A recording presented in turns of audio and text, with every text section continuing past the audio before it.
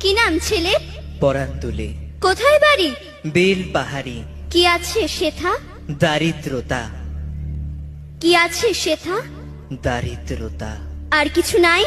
খিদের বালাই পড়াশুনো? কেউ করি না। স্কুল আছে? নয়কো কাছে, কত দূরে? দেবান্তরে। মাস্টার কটা? মোটে একটা। স্কুল চলে?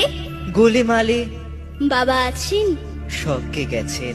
মা কোথায়? রোগ সজ্জায় সংসার চলে?